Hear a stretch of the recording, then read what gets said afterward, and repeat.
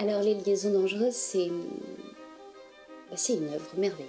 C'est une œuvre merveilleuse parce que ça va dans les extrêmes. On est à la fois dans le mal, puisque c'est une histoire de destruction, une histoire humaine de destruction, et en même temps, ça prône aussi une intelligence supérieure. Ça montre aussi toute la force humaine. Et ça, c'est très fort.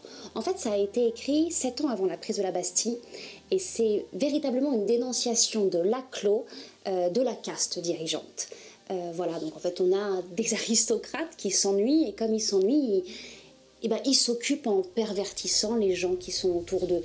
On est vraiment voilà, au XVIIIe siècle, donc le libertinage est extrêmement présent, et le libertinage, il est à la fois merveilleux car c'est une quête de liberté, et ça c'est très fort, et en même temps il a ses limites, parce qu'effectivement pour cette quête de liberté, les personnages sont prêts à sacrifier les autres et à se sacrifier eux-mêmes en fait. Voilà, et moi c'est cette complexité-là qui m'intéresse, parce que c'est ce que j'aime dans les œuvres. J'ai pas envie que de faire quelque chose de manichéen, ça n'a pas d'intérêt. Nous, ce qu'on a envie quand on est en tant que public, c'est de voir justement des êtres sur scène qui se déchirent, qui sont avec leur force, qui sont avec leur faiblesse. Je dirais en fait que dans Les Liaisons dangereuses, aucun personnage n'est sauvable, mais ils sont tous excusables en fait. Et ça c'est vraiment merveilleux.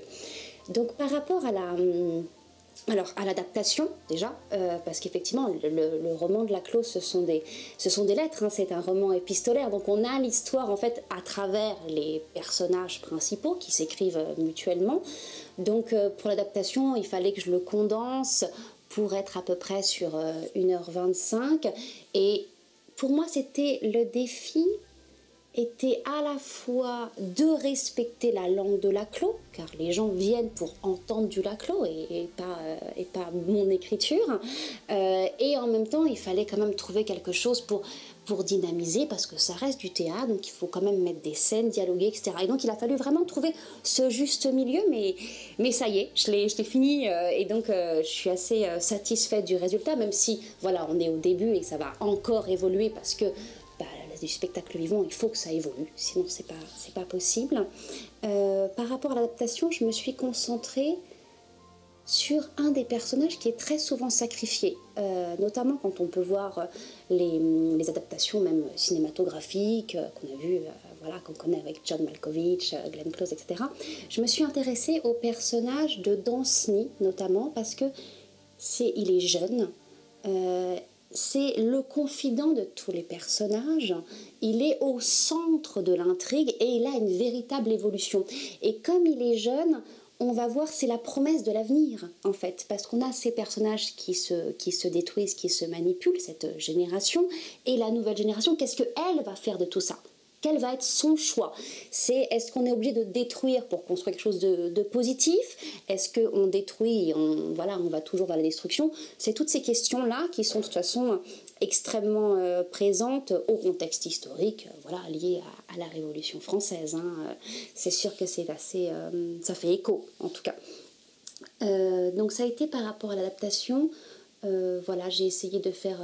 c'est quelque chose, en tout cas, de dynamique, on alterne véritablement, parce que la force de Laclos dans son écriture, c'est qu'il arrive à parler de situations dramatiques, mais avec une ironie et avec un recul. Les gens sont horrifiés de rire de ce qu'ils voient sur scène.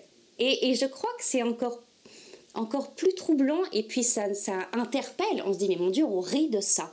Ben oui. Voilà, mais je pense que ça va encore plus loin. Justement, ça touche encore plus le public. Donc il y a eu effectivement tout ce travail de choix, cette espèce de mélange de registres entre le sublime et puis des choses aussi très, très terre-à-terre. Les récits, etc., les dialogues.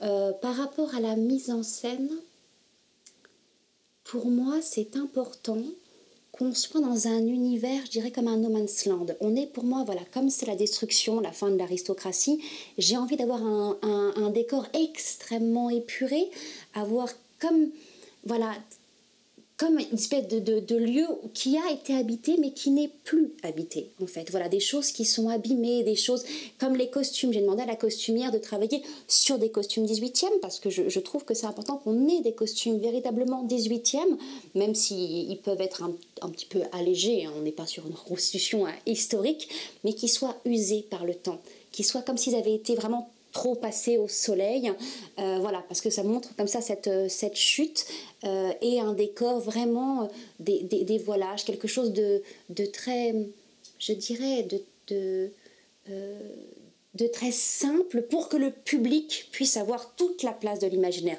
En revanche, il y aura une très grosse création lumière, parce que pour moi, la lumière, c'est vraiment très... c'est capital, je trouve, dans un spectacle. Et puis ça va comme ça laisser la place à l'acteur, au personnage, voilà. Et on va avoir effectivement, j'aime toujours mélanger les arts sur scène. Évidemment, il y a du théâtre, mais il y aura aussi un duel, voilà, un duel à l'épée entre Valmont et Danceny. Il y aura du chant également, puisque ma comédienne Nathalie Lucas, qui joue Madame de Merteuil, fait du chant, et je trouve que c'est merveilleux de pouvoir utiliser aussi les qualités de ces comédiens, et ça peut montrer en plus une certaine faille du personnage de Merteuil qu'on ne connaît pas, parce que le chant va dans l'intime. Et puis il y aura aussi l'expression des corps, parce qu'effectivement les liaisons dangereuses, on est quand même sur des histoires de sensualité, de libertinage, voilà, d'émancipation corporelle, donc on va être presque à la limite de la danse en fait par rapport à ça. Voilà, donc on est au tout début du travail. Il va y avoir évidemment les répétitions qui vont commencer assez rapidement en décembre, pour être plus intense évidemment en janvier et février, puisque notre première est quand même le 9 juin au Théâtre de Loul à Avignon, avant d'entamer le Festival d'Avignon.